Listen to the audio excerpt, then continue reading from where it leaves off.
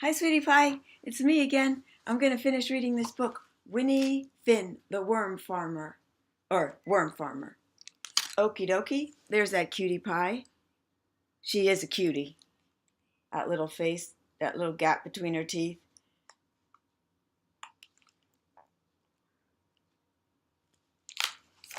That cute little cat.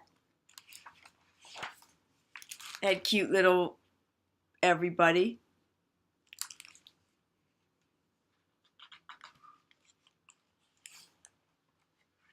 So anyway, where we were was that she likes worms.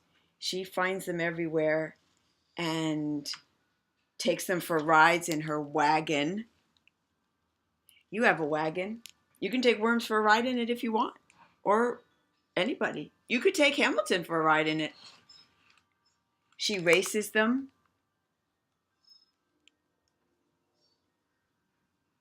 She measures them. And she was thinking about the county fair because they give prizes for the best of everything. Chickens and corn and puppies. And they give money prizes. She wanted a prize too. With the prize money, she could get herself a brand new wagon. Did they have a prize at the Quincy County Fair for the best worms? She wonders. Worms? Said Mr. Abernathy. Nonsense. Nonsense. There's no prize for worms. This year, I'm raising corn. With the right fertilizer, my stalks will shoot up high enough to pluck their own raindrops from the clouds. If only I knew what the right fertilizer was, I'd share my prize with anyone who could bring me some. Worms? Said Miss Yamasaki O'Sheridan. Don't be silly. There's no prize for worms. I'm raising Plymouth Rock hens this time. With the right feed, they'll lay so many eggs, we'll be eating omelets the size of rubber rafts for breakfast. If only I knew what the right feed was, I'd share my prize with anyone who could find it for me.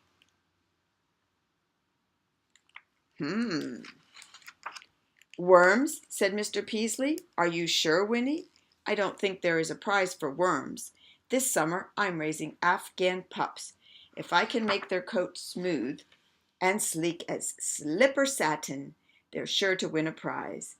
If only I knew how to give them shiny coats, I'd share my prize with anyone who could tell me that. Her cat does not love the little dogs of Mr. Peaslee. Just one moment while I run and get my tea so I don't cough. You can look at the beautiful trees. Hi, Malcolm. Hi, Munchie. Hi, Nancy girls and boys.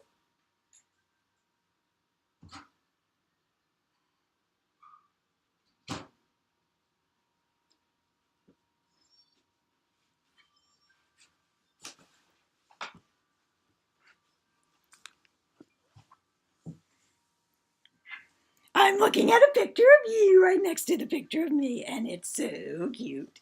Oh, that boy is so cute. Hi, my boy. Ha! Okay, back to the book. So, Mr. Peaslee, the skinny guy with the big mustache, who has these little dogs, he would like to find something that gives them nice, shiny coats. Afghan pups. Oh, Afghans are big dogs, I think. Hi, Munchie, you want to come sit with us? I have a little poison ivy, so if I'm going like this, that's what it is. It's not terrible, though. Winnie Finn knew how to find the right corn fertilizer and the right chicken feed, and she knew how to give puppies shiny coats. It all started with worms. Worms, you ask? Worms, she answers. So she borrowed a seed crate from Mr. Abernathy, who reminded her, you can't pin a blue ribbon on a worm.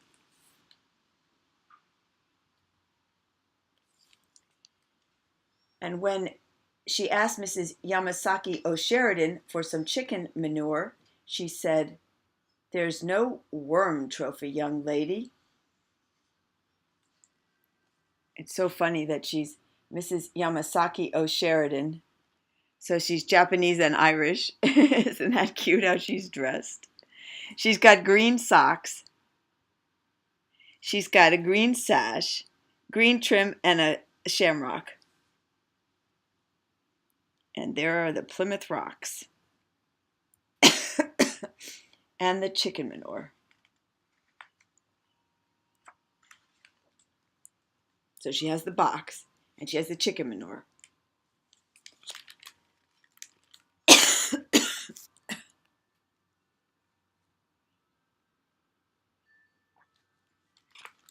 Did you see that close enough?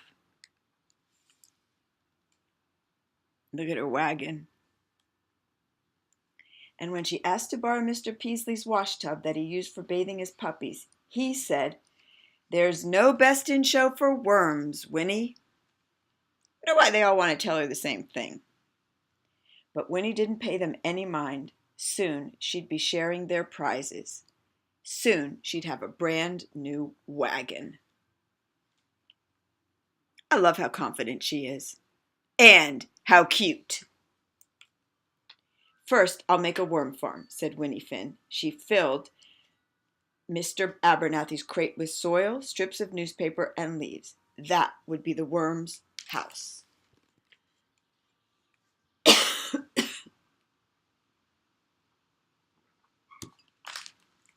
She mixed in Mr. Yamasaki O'Sheridan's chicken manure. Mrs. Yamasaki O'Sheridan's chicken manure.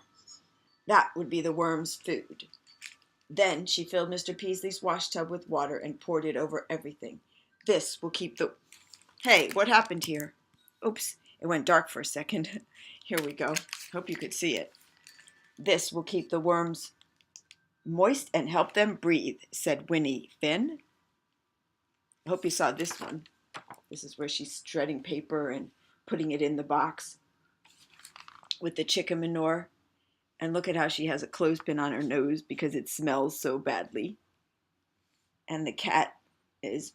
And steam is rising because it's strong. Decomposition is going on. Finn's flowers, speedy delivery. That's what's on the side of the truck. Winnie found all the red wigglers she could. That's a kind of worm that's especially good for compost piles. She spread them over their new home and watched them slither into the soil. For weeks, Winnie Finn watered her worm farm. She fed the worms eggshells, coffee grounds, and carrot peelings. She took them for walks and she sang to them. She even tried to give all of them names, but it was hard to tell them apart, even for Winnie Finn. I bet you your mom might let you have a worm farm one day. I just betcha.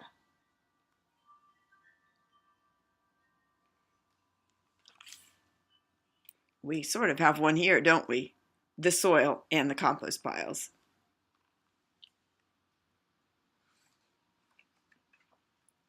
Finally, the worm farm was ready. Winnie found Mr. Abernathy watering his corn crop. "I have a present for you, Mr. Abernathy," she said. "Spread this around your corn. You'll have corn stalks tall enough to pluck their own raindrops from the clouds." It looks like Mr. Abernathy likes his topiary plants, looking like a bear and a horse.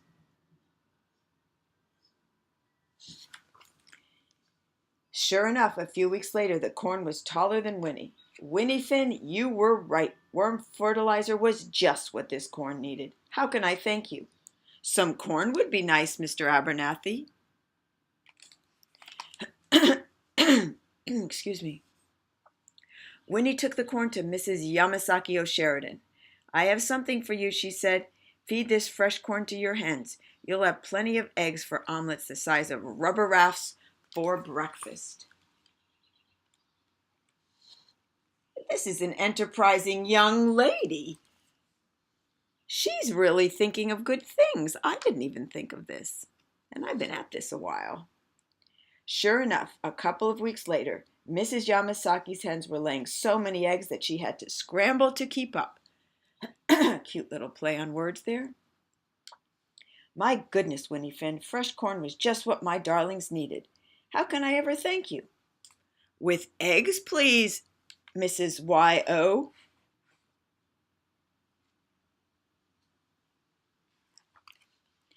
Winnie Finn gave the eggs to Mr. Peaslee. Mix these in with your puppy's food, she told him. They'll have coats as smooth and sleek as slipper satin.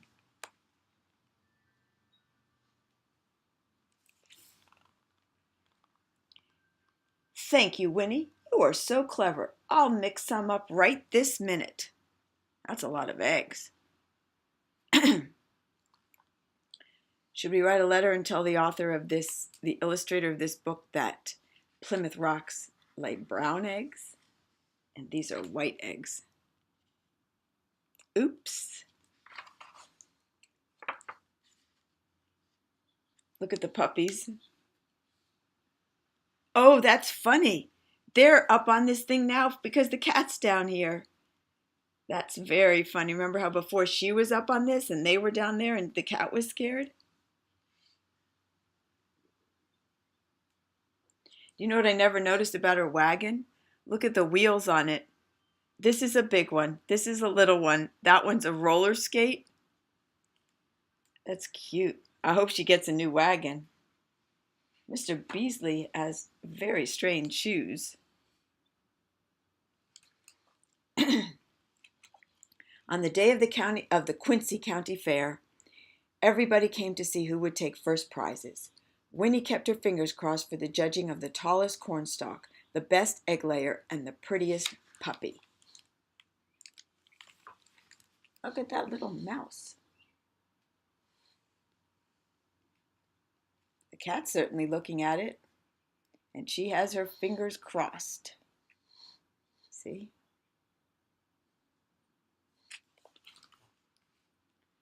Herm's Bait Shop, we got worms. That's the ad right behind, on the panel right there, right behind Mr. Beasley. Well, it looks to me like this little hen has a lot of eggs. There's a brown one, a white one, and a gray one. And the gray one is the Plymouth Rock, similar to our barred rock and our white rock. Even our white rock lays brown eggs. And Mr. Abernathy's cornstalks, Mrs. Yamasaki O'Sheridan's Plymouth Rock hens, and Mr. Peasley's Afghan pups all took first place.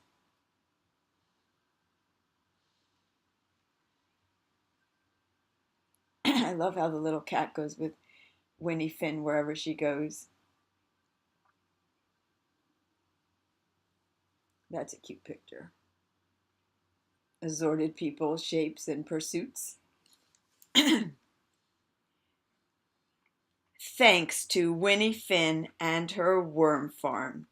With her share of the prize money, Winnie picked out the best new wagon in Quincy County. And on her way home, by the way, that's like your wagon. We'll clean yours up, and it's quite like that. It even has those side things. And she got that with the prize, with the prize winning sharings of the prize winnings that they gave her. And on her way home, she couldn't help but notice Mrs. Alluvial's drooping dahlias, Mr. Yorkington Smythe's second-rate Rhode Island reds, and Mrs.